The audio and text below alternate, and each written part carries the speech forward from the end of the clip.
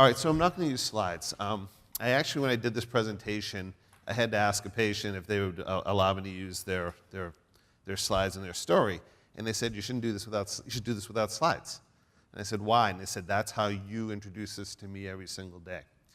And so I was going to run you through what Commonwealth Care Alliance does, how we think about voice, how we've gotten into voice, and what we see the future of voice is. Commonwealth Care Alliance is based here in Massachusetts, serves 28,000 patients who are dual eligible, both Medicaid and Medicare. Often people will talk about taking care of the most complicated patients. CCA takes care of the most complicated patients. These are folks who generally have significant physical, behavioral health, other challenges that lead to significant morbidity and mortality. And a lot of this is challenging us to think of new innovative ways of how we deliver care. CCA itself, back in 2004, was innovative in how it thought about changing care from acute care settings to home-based. We have programs such as community paramedicine. We have crisis stabilization units. We have a lot of things we do that are really focused on seeing what we can do to change healthcare delivered to our patients. As always, the aims are to make sure that the patients get the best care they can, that's as efficient as possible, that it has high quality, and our providers can practice in that model. So how do we get involved in voice? Think of what we're going to talk about as if you are the patient and I'm in my usual role, dressed about the way I usually am, about trying to get you to do something, basically. I'm trying to think how I can help you get to an outcome that will hopefully be better for your life. So the first thing that we ever got engaged with voice was through a visit of one of my patients. And 2 days beforehand, I had talked to him with one of those conversations I too often have, that he had basically end-stage bladder cancer. He was a gentleman who was 54 years old, had a spinal cord injury when he was hit in a parking lot when he was 16 years old, and had lived with spinal cord injury, relatively high, had only some motion of his arms. Developed hematuria, blood in his urine, was diagnosed with very late-stage bladder cancer. That first visit was about that diagnosis, his choice of care, how he wanted to approach this. As I often do, I went back 48 hours and I said, we had a really hard conversation. And the question I ask is what all of you here should ask, whether you're in my position, taking the patient one-on-one, or developing these programs or thinking about it is, how can I help you? So my next question to him was, how can I help you? And his answer was, I don't want to be in a lot of pain, I don't want to have a lot of anxiety, but I don't want to take a lot of pills.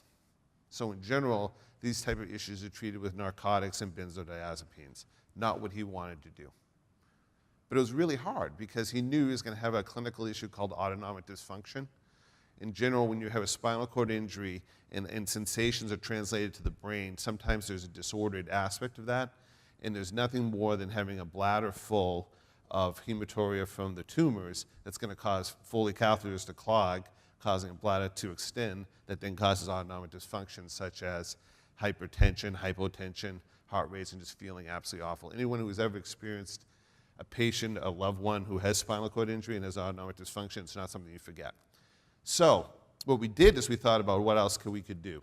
And this gentleman was famous for his music taste, and whenever he'd come in and see you at the office or at home, there'd always be a CD for him.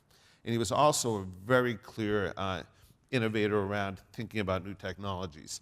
And he had been a Prime Amazon member, and in the corner was one of the first generation Echoes. So I looked at him, he looked at me, we both love music, and we said, let's try something. So we created playlists. We created a pain playlist. We created an anxiety playlist. We created a 2 o'clock I'm gonna die in the middle of the night playlist. And why was that so important? Because when he started to feel pain, anxiety, he was very good over the years about utilizing cognitive therapy and breathing. But right now, he can't get to any place to play. His only ability is his voice. So basically, over the next 3 months, by the time of the diagnosis and such, we had these playlist structures.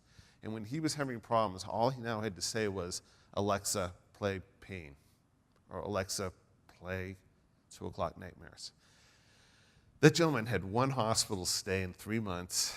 That was because the Foley became so clogged we couldn't do it at home. And I truly believe that that first foray into the power of voice was crucial in keeping him home. That was his goal. He didn't want to have to be in the hospital and stay in the hospital and get that cycle. He didn't want to die in the hospital. We did the usual palliative and other aspects. But it was the first time I really saw how voice, and especially with a patient who'd used voice his whole life, that's how he could communicate. It was hard to write. It was hard to type. It was almost impossible by the end of his life for any of those things to happen. But his voice remained throughout it. So the first lesson to ask as we go through patients is, how can this help you? The second lesson we learned after this voice is we became excited, and some of our providers started using voice that was very clearly not interfering with HIPAA, but they would use it for different things to get their patients where they needed to be. And we thought voice is a wonderful thing to do. We had the opportunity for the Center for Healthcare Strategies to do a $25,000 grant to basically look into how we were going to use voice to help what we do a lot of, which is what's called long-term service support, transports, personal care attendants. During that experience, we worked with Orbita and Nate, and they were tremendous partners. Our first thought process is that every patient who you talk to in our program has some concerns about the use of personal care attendants. Personal care attendants, known as PCAs, are the lifeline of people being cared for at home who can't take care of themselves.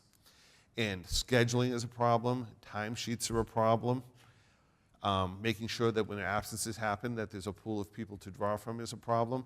So we thought we have a perfect solution. And a lot of these patients have physical disability, muscular dystrophy, spinal cord injury, spinal muscular atrophy, other issues that make movement and movement of hands and such very difficult.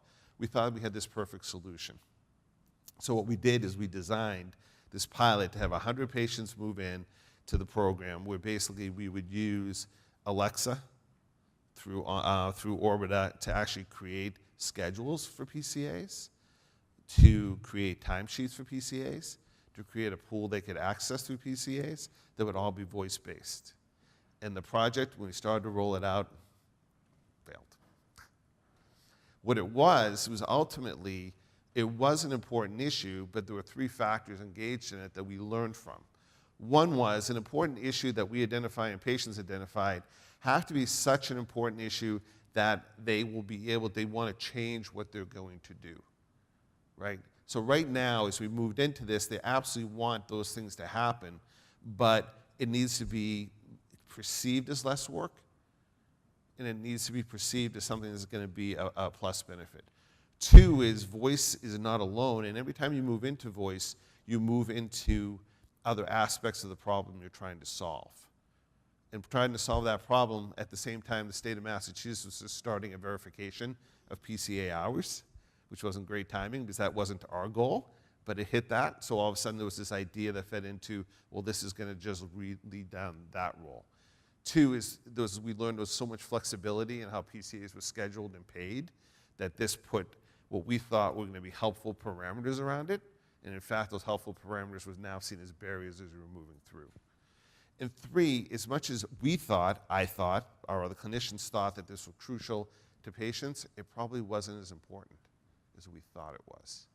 And it was a really important lesson for us to not dictate how patients were going to utilize this, to let patients understand how we, with the technology, can best have their aspects. So we actually broke that pilot down, did a very small UAT with a number of pilots and said, use it the way you want to use it. And we got powerful results. We're going to publish the Center for Healthcare Strategies that we had patients using this, Nate can go into it over 100 times a day in some cases. And they were using it in the way that they wanted to use it.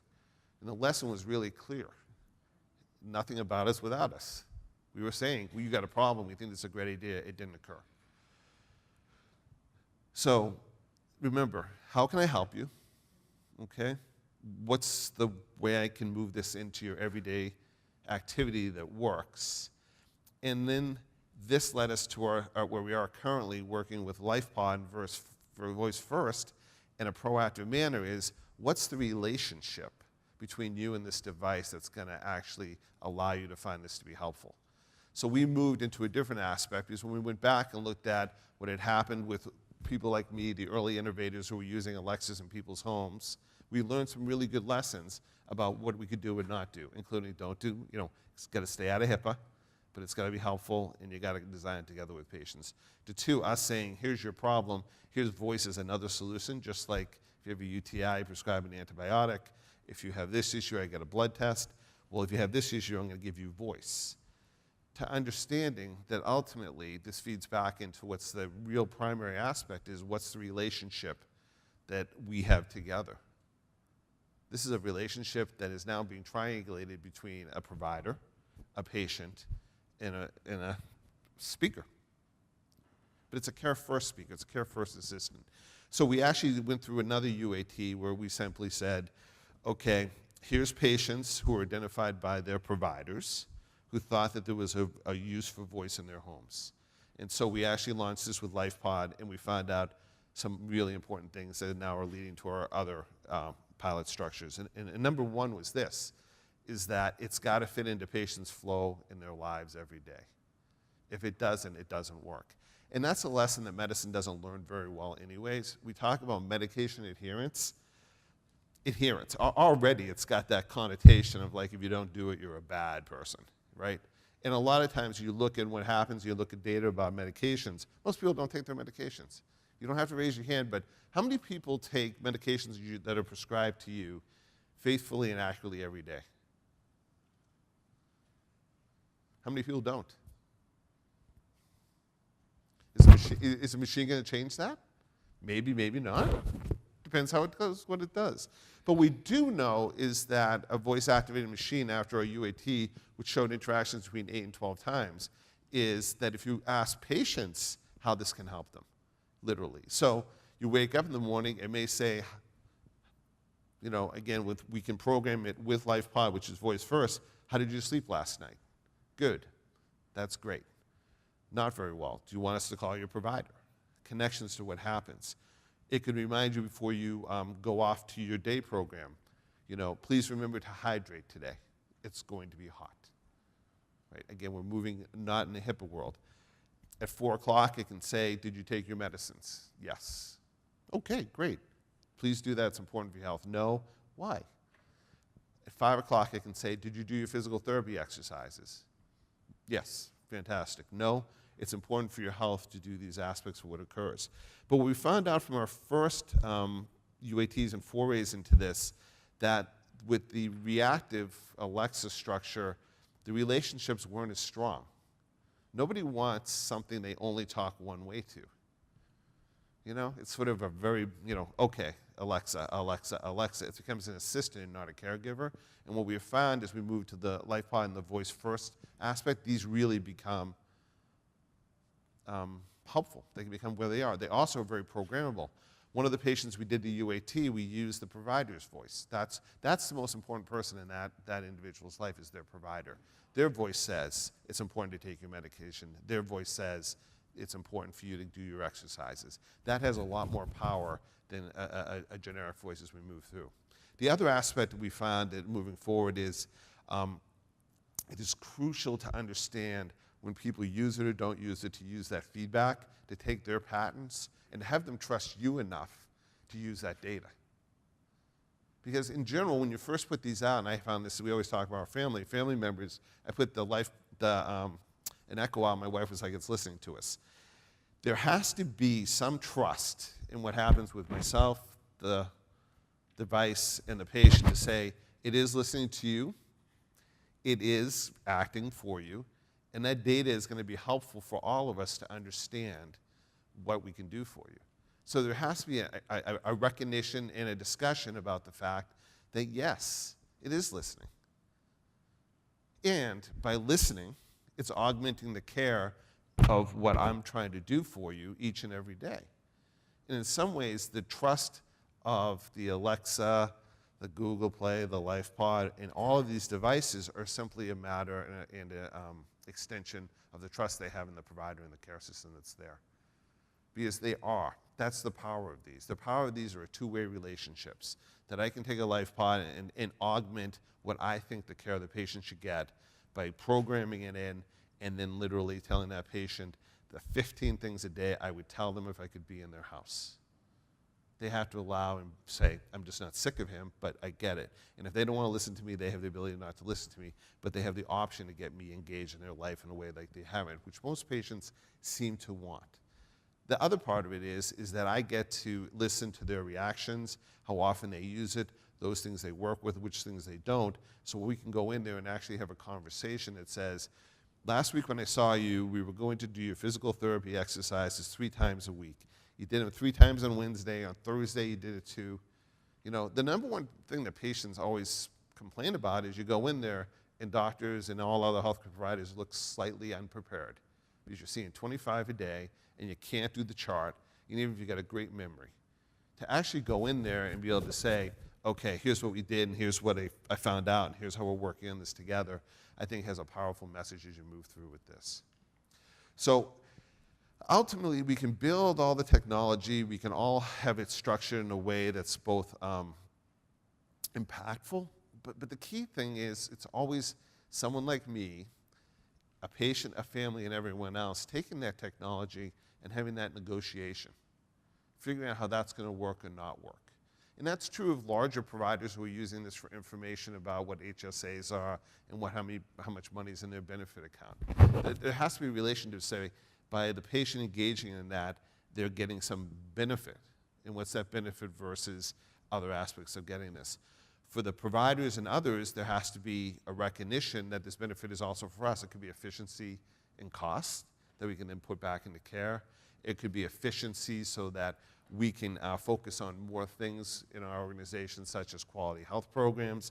It's about efficiency and understanding, getting data to actually make the patient's care more evidence-based and structured.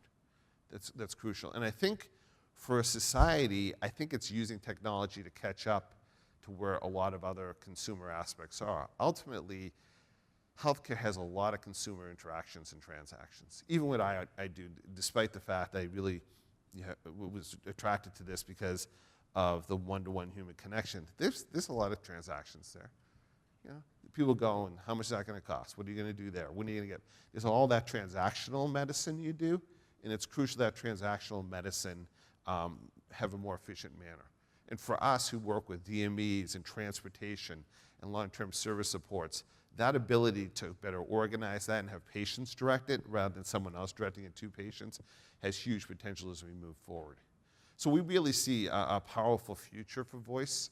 We see a powerful future for voice for those who've sort of been left out of this, the people we take care of, who have physical disability, who have intellectual disability, who have been sort of seen as not technologically adapters, people who haven't been included in the circle of this.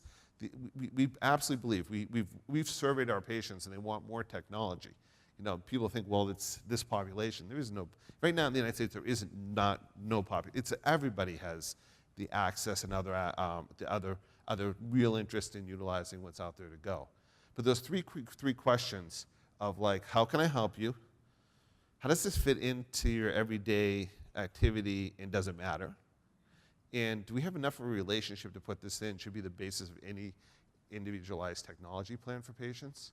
When we really have both a medical care plan and an individualized technology plan that we can then merge together, and that's our goal. We really see a home where literally I go in and see the patient, and it's a half-an-hour visit, and we have a plan of action, and we go, and LifePod, once becomes truly HIPAA compliant, and all the other voice-activated things is it records key aspects of my conversation that they can play back. We order medications that they need through there during the visit so they hear it. I order the lab test, I order the subspecialty test, all while sitting there that they can play back an hour when their loved one gets home.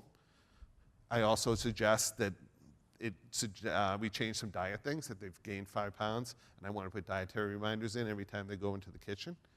I see a world where basically the human conversation that we're having right here has a partner. And we need to define what that partner is. So I wanted to keep this short and sweet. I was also looking at and seeing, most people are, it's funny when I have these conversations, I'm always looking at how many people are on iPhones and everything else, because that's what's happening. That's the other thing that's happening in offices these days. Up until about 10 years ago, when you go into a physician's office, there were no iPhones. There were no anything. It was just, you walk in now, I can't tell you, I'd say about a third of the visits, people at some point, either their iPhone goes off or their text goes off, or you can tell they want to get to their iPhone. So I think the other thing that those in healthcare have to realize is this is part of our world now. You know, the days of just walking into an office or being at home where everything stops so the provider can be there is not a reality as we move through. And I'll end this on a funny story. I recently had a little bit of a health adventure myself, and there was a dermatology report there. And so it was a pathology report, but it was ordered by one physician, and I was in the surgeon's office, and I asked for a copy of the pathology report. And she said, well, I can't give it to you. I was like, okay. It was, again, HIPAA's both good and has its challenges. And I said, okay, I can't give it to you. Okay. She said, okay, but I really like to have it because I want to show my wife as a physician, some others. And she goes, well, if you take a picture of it, then no one will know. Took out my iPhone, it took a picture of the pathology report. It's so interesting. So even, it was like, okay, I guess that's, someday maybe I can have my, when I go home, the Echo can have my pathology report. So I wanted to pause for some questions if people had. And I also want to keep on time for you. So. Hi, my name is Michael. I'm living in Toronto. We also help people with disabilities to live independently. We approach it more as a smart home thing. Yep. I was just wondering, for your pilot study, did many of your clients integrate their Amazon into the smart home piece to be able to control the lights, doors, that kind of stuff? Yeah, so we hadn't got yet. So the Alexa app was on phones so people could do drop-in calling and such. Yeah. So we did do apps and such. I think we're an emerging aspect of that. One of the things that we've really tried to do is focus on one part at a time, and then figuring out as we're moving through. We see, as I said before, we see a technological care plan, where these are all interoperative. And in fact, I have 4 or 5 patients now who use different apps for different things that we're utilizing. Yep. And as we move into the more HIPAA compliant aspects of voice, I think that'll be really helpful. Like a lot of folks have said, I think the next key step that I see is when voice becomes HIPAA acceptable. Then we can load everything into it. Instead of saying, did you take your medicines today, I can really say, did you take your Lopress or your Zyprexa or your metformin and all those other medications. Yep. So I think that world's coming. Okay. Well, thank you very much. It's always such a pleasure to see a caring, innovative physician who really wants the best for his patients, and I think Massachusetts is full of them. I do too. Anyway, I do too. Yeah, I think the world's full of them. I'm from Bethesda. But anyway, I guess my question is, gee, it's really not very innovative, but this stuff is so important, and the pilots that you're doing are so important. Are you on track to do any more major authoritative type pilots and research studies and that would be publishable and get out there, and who would support them? Yeah, so we are doing. So we are publishing the CHCS experience, which I really want to thank Nate and Orbita, who was a tremendous partner. LifePod's been a tremendous partner. We've learned so much from them. So the CHCS, so I'm actually going to Minnesota next week, and we're going to sit down and get that out publicly. Okay. And then we're working on some white papers, but we're really interested in how we take the data we're getting and get enough numbers in our patients to do that. And I'll tell you, as we were doing this, we were sitting with LifePod and our director of patient experience, and we're going to launch a patient research organization. It'll be kind of fixed in there because I've never brought anything into Commonwealth Care Alliance, and I've brought quite a few things that I've seen so much excitement from the folks who are with the patients. You know, everybody is waiting for this, and what I'll share is, you know, when we did the quick UAT with LifePod, which I've learned is a very good way to kind of learn, as soon as those devices went out in anticipation of the pilot, both the providers and patients wanted them back. And so I think we're thinking about how do we go and do metrics. We have lots of numbers, but now how do you structure this? The other hard part of that is how do you get enough patients engaged to make this statistically significant and trending? But we absolutely need to get there. Well, I hope that you can then start giving presentations not just to believers like us, but right. I mean to the academic provider professionals. Yep. But there are a variety of excellent patient groups out there. Actually, I'm going to be at the Aging in Place Village conference in the fall, and they're beginning to look at that because AARP and others have started to fund some of these pilots using Alexa, and that makes a splash in our in that community. Yeah, no, I apologize. The slide deck had some basic statistics from here, Orbiter and LifePod are here too. But I wanted to bring the talk home about, in the end, the people you truly have to convince that this is a good idea are me and the people who I take care of, and that's still a human transaction, and that's so important because even in homes where I go in, and now I see an Alexa or I see a Google Play or whatever, the first thing I think to myself, say to the patients is, how do you use it, and how would you like to use it together? Because we can design the best technological products, and they're out there. In the end, it's going to be the same as when I prescribe, you're having hypertension, here's hydrochlorothiazide and metoprolol. You're having loneliness, okay, I'm going to prescribe, 5 interactions a day of music. I'm going to prescribe 5 call-ins with your daughter. And I really do think, whenever I see our patients, and I think this is true throughout medicine, I think loneliness and social isolation has got to be on the top 3 of all diagnoses. People are lonely. People are sad. People aren't connected. And it's funny, even going through and connecting off a LifePod, knowing someone's out there. And the other thing, too, I was doing this the other day with Amazon. When I first got the Alexa, I love asking Alexa those dumb questions that everybody does. And I don't know if people used to ask Alexa whether she had a dog. People used to ask Alexa whether she had a dog. What did it answer? No. She said, I don't know the answer to that. Now you ask Alexa whether she has a dog. She says, I do not have a dog, but if I did, I would name it Astro. So that's a connection. That isn't just about I don't know that. That's about it. The other day I told Alexa I was anxious or I had chest pain or something, and Alexa said, in the old days, Alexa would have said, I don't know the answer. Now it said, if this is serious to you, please call 911. At some point, hopefully Alexa says, is this the same chest pain you've had for 4 days? You had a cath, you're okay. Can we get you some cognitive breathing exercises? So I do think that when people engage with these, and these questions are another aspect of saying, this is power to me, and I want to engage in a way that will work. And I think that's that's a lesson learned.